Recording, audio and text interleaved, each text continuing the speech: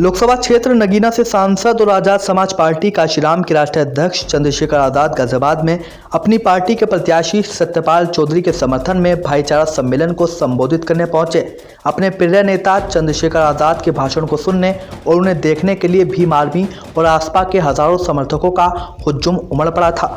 गाजियाबाद के Ambedkar park Navyug market में कार्यक्रम स्थल पर समर्थकों की भारी तादाद को संबोधित करते हुए सांसद चंद्रशेखर आजाद ने कहा कि हमने संसद में आपकी आवाज़ को बुलंद करने का काम किया है। उन्होंने ये भी कहा कि वेतन विषमता दूर करने, आशा बहनें हो, आंगनबाड़ी में काम करने वाली बहनें, भोजन सेवक हो या चाहे जो कोई भी, हमने सभी की समस्या को संसद में उठाने का काम किया है और आगे भी निडर होकर आपसे जुड़े प्रत्येक मुद्दे को उठाता रहूंगा। गाजियाबाद सदर विधानसभा में हमने सत्यपाल चौधरी जैसे कर्मठ और संघर्षशील प्रत्याशी को मैदान में उतारा है। सांसद चंद्रशेखर आजाद ने कहा कि सत्यपाल चौधरी आपके बीच के और आपकी हर समस्या को लेकर संघर्ष करने वाले कर्मठ व्यक्ति हैं और इस बार आपने इनको जिताकर लखनऊ भेज दिया तो पूरे क्षेत्र का कायाकल्प करने का वादा करते हैं। थोड़ा पीछे तो गाजियाबाद के मेरे साथियों सुनो, ये गाजियाबाद हमारी राजधानी है। ये गाजियाबाद मेरा दूसरा घर है। मैंने बहुत कठिनाइयों का समय यहाँ गुजारा है। यहाँ के बहुत सारे सीनियर लोग जानते हैं कि जब पूरे उत्तर प्रदेश की पुलिस मेरे पीछे पड़ी थी तो ये गाजियाबाद के लोगों ने मेरा हाथ पकड़ के मुझे चलने की ताकत दी थी। मैं गाजियाबाद को अपना घर मानता हूँ। ऐसी बहुत सी रातें हैं कि पुलिस पीछे पीछे और हम लोग आगे आगे, और जमीन पे लेट के हमने अपने भाइयों के बीच में यहाँ बहुत सारा समय जो है गुजारने का काम किया है। मैं इस मिट्टी को कभी भूल नहीं सकता हूँ। ये बहादुरों की मिट्टी है, ये बहादुरों का क्षेत्र है, ये बहादुरों का, ताकतवर लोगों का, विसर्जी लोगों का क्षेत्र है। मैं इसकी ताकत को जानता हूँ। हमारे साथ मेरे पीछे रिटायर्ड सीओ हमारे बड़े सम्मानित नेता कल्याण सिंह जी भी बैठे हैं। मैं उनका भी धन्यवाद करता हूं। उन्होंने भी बहुत और उनके साथियों ने मेरी बड़ी मदद की है समय समय पे। और जब मैंने दिल्ली में आह्वान किया सरकारों को धूल चटाने के लिए, तो गाजियाबाद में सीना तान करके जो है दिल्ली की सरकार को मेरे साथ खड़े होकर आंख दिखाने का काम किया। मैं गाजियाबाद के साथियों का पूरा धन्यवाद देता हूँ। छोटे भाई गुलजार जी और तमाम सब लोग यहाँ लंबे समय से संघर्ष कर रहे हैं, लेकिन अब उस संघर्ष को एक रूप देने का समय आ गया है। आपने सामाजिक रूप से बहुत बार जो है विरोधियों को धूल चटाई। चाहे इसी पार्क में जब ये भारतीय जनता पार्टी के लोग पार्टी बना के बाबा साहब अम्बेडकर को अपमानित करने का काम कर रहे थे, मेरी माँ बहनों ने मोर्चा लेके उनके मंसूबों को नाकामयाब करने का काम किया था। मैं इस बात को जानता हूँ, अपनी शक्ति को जानता हूँ। लेकिन सम्मानित साथियों, मेरी माँ बहनों, मुझे बताओ और खुद से सवाल करो, जब बाबा साहब अम्बेडकर ने हमें वोट का अधिकार दिलाया था और उन्होंने ये भी कहा था कि political power is the master की, कि राजनीतिक सत्ता वो चाबी है जो आपकी सारी समस्याओं का हल कर देगी, तो आप महसूस करो कि आज भी उत्तर प्रदेश में और देश के हर एक कोने में कमजोर वर्ग के लोग रोटी कपड़ा मकान से वंचित क्यों हैं, उन पर बुनियादी सुविधाएं क्यों नहीं है, आज भी उनको इंसानों जैसा जीवन क्यों नहीं मिल रहा है। जब हम इस बात को देखेंगे तो हमें यह एहसास होगा कि हमने अपने महापुरुषों की बातों को कानों से तो सुना है, लेकिन उस पर जिम्मेदारी से अमल नहीं किया है। जिस दिन हम जिम्मेदारी से अमल करेंगे और अपनी पूरी ईमानदारी से, जिस तरह से हम 8 घंटे अपना पेट पालने के लिए मेहनत रोजगार करते हैं, मजदूरी करते हैं, नौकरी करते हैं और 8 घंटे 10 घंटे की मेहनत में कुछ पैसे कमा के अपने बच्चों का पेट पालने का काम करते हैं, अगर 2 घंटे भी हम लोग मिशन का काम करें, अपनी पार्टी का काम करें और बहुजन समाज में भाईचारा पैदा करने का काम करें, तो वो दिन दूर नहीं कि राजनीतिक शक्ति आपके हाथ में होगी।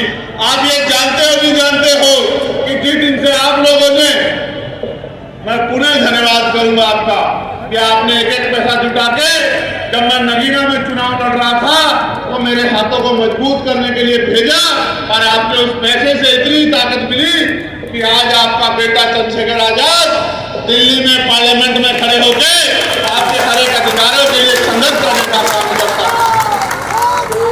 आपने मुझे पार्लियामेंट में बोलते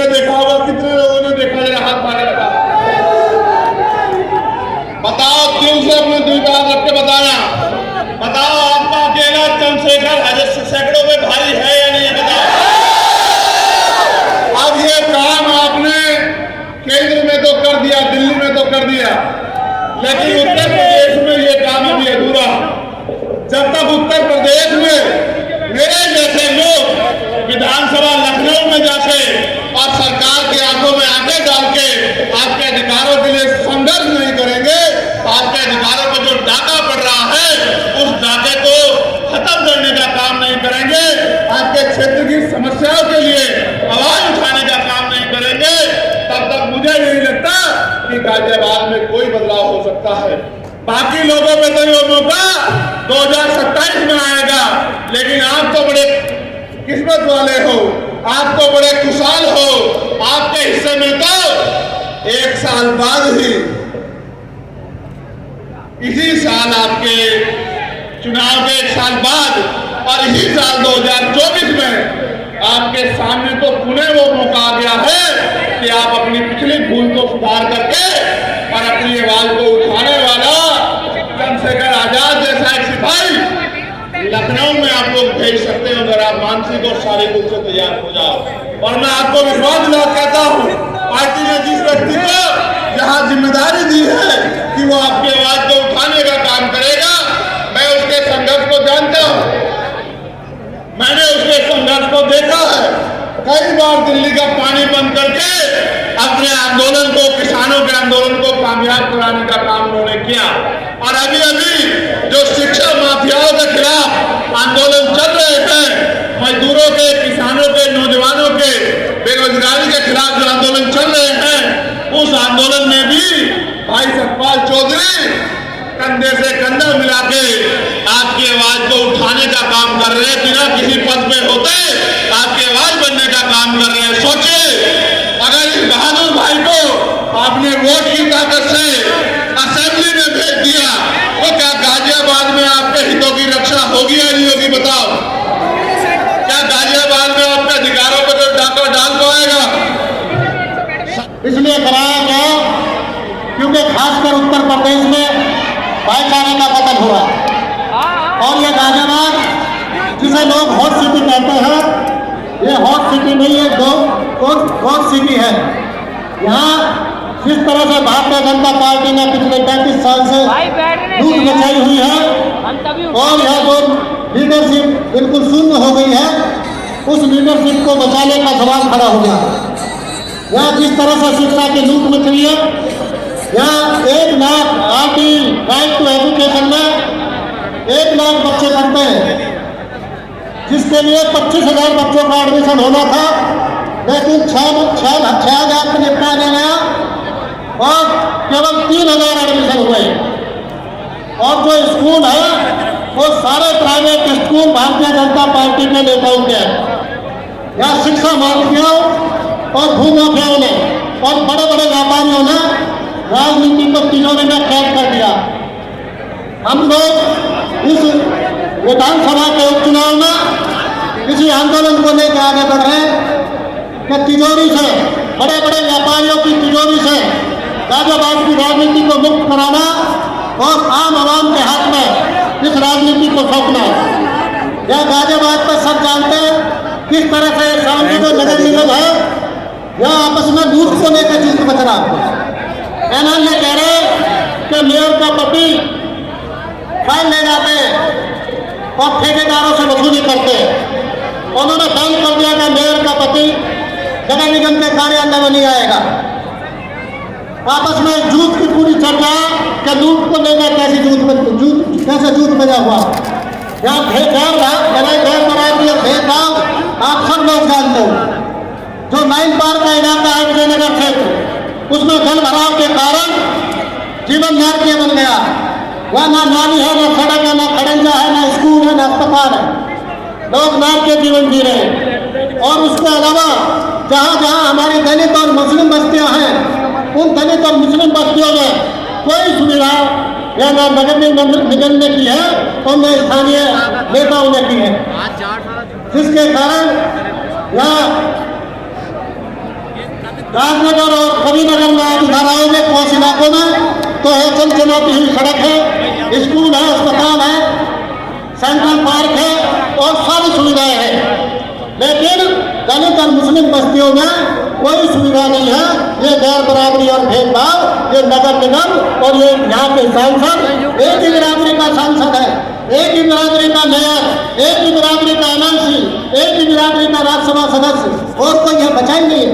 ओबीसी के लोग यहाँ 2 लाख की तादाद में है, और ओबीसी के मैं इसलिए कहना चाहता हूँ, जो जातियों में बटे मेरे पाल, प्रजापति, सैनी, सेन, जाट, पूजन, यादव, कोड़ी, कश्यप, तमाम साथियों से कहना चाहता हूँ, मेरे दोस्तों, मेरे दोस्त की एक दौड़ा में फैक्ट्री है, उन्होंने कहा मल्टीनेशनल फैक्ट्री है, उन्होंने एक बार मेरे से कहा कि मुझे कुछ अभ्यर्थी चुनने हैं, उनका इंटरव्यू है, आपको इंटरव्यू में मेरी मदद करनी है, आना है। मैं वहाँ गया तो मैं एक लड़की मेरे सामने आई इंटरव्यू देने के लिए, मैंने उससे उसका नाम पूछा, उसने कहा मेरा नाम संगीत है। मैंने उससे पूछा कि आपकी जाति क्या, उसने कहा मेरी जाति ओबीसी है। मैंने कहा ओबीसी में कौन सी जाति, तो उसने कहा कि आप ओबीसी समझ लो, हमें जाति में क्यों बांट रहे हो। मैंने अपने दोस्त से कहा कि इनको एक 4 का हेड लगा दो, इसमें बहुत ज़्यादा दिमाग है। फिर मैंने पूछा उससे, मैंने कहा आप बताओ ओबीसी का मतलब क्या है, तो उसने बताया मतलब, आप गौर से सुनना उसने क्या मतलब बताया। उसने कहा ओ का मतलब है और बी का मतलब है बड़ा, और सी का मतलब है चौधरी, ओबीसी मतलब और बड़ा चौधरी। मैं उसकी बात से इतना प्रेरित हुआ, क्योंकि जितना प्रेरित मैं भाई चंद्रशेखर आजाद के व्यक्तित्व से प्रेरित हूँ। और साथियों, हम कहना चाहते हैं, जिस तरह से लोकसभा ने नगीना की तरफ से और पूरे देश की तरफ से इस देश के गरीब गुरबाओं के, अकलियत के लोगों के मुद्दों को भाई चंद्रशेखर आजाद ये भी उठाते हैं, आप लोगों ने यदि मौका दिया तो ये तिजारत की राजनीति को बंद करके, खत्म करके लखनऊ की विधानसभा में गरीब गुरबाओं के मुद्दे उठाने, उपेक्षा से पीड़ित लोगों को राहत दिलाने का काम किया जाएगा। और जो तिजारत या पूंजीपतियों ने जो राजनीति को तिजोरी में कैद किया हुआ है, उसको मुक्त करके हम आम आवाम को राजनीति सौंपने का काम करेंगे। इन्हीं शब्दों के साथ मैं आप सबका आभार व्यक्त करता हूँ और भाई अपने सांसद माननीय चंद्रशेखर आजाद जी का, आजाद समाज पार्टी के अपने शीर्ष नेतृत्व का आभार प्रकट करता हूँ कि उन्होंने मुझ पर भरोसा दिया और भरोसा करके ये गाजियाबाद उपचुनाव 56 सदर पर मुझे यहाँ प्रत्याशी घोषित किया। बहुत बहुत आभार आप सबको। जय भीम, जय